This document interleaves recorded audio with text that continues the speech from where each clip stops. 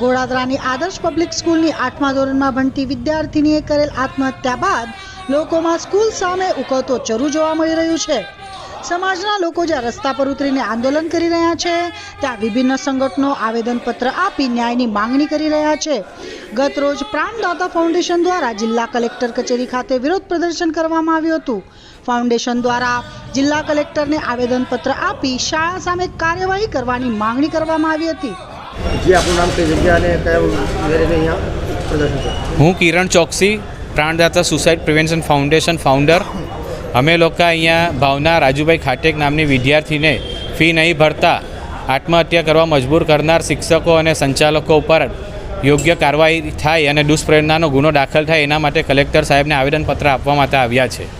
અને પોલીસ દ્વારા તપાસમાં ગેરમાર્ગે દોરવામાં આવે છે અને તપાસ અધિકારી દ્વારા દબાણપૂર્વક ખોટું સ્ટેટમેન્ટ લેવામાં આવ્યું છે। તો અમે કલેક્ટર સાહેબને રજૂઆત કરવા આવ્યા છે કે સાહેબ આપ થોડું યોગ્ય રીતે તપાસ કરાવો। નમસ્કાર।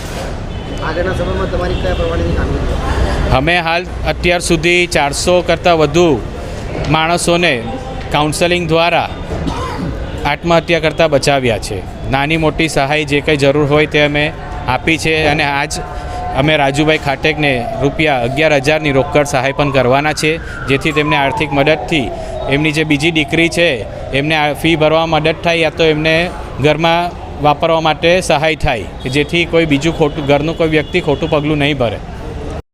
અભય થઈને નિષ્પક્ષતાથી નિરપેક્ષ રીતે વાસ્તવિકતાનો અરીસો રૂપી સચોટ માહિતી લાવતો સત્યની સાથે અભય ટાઈમ્સ।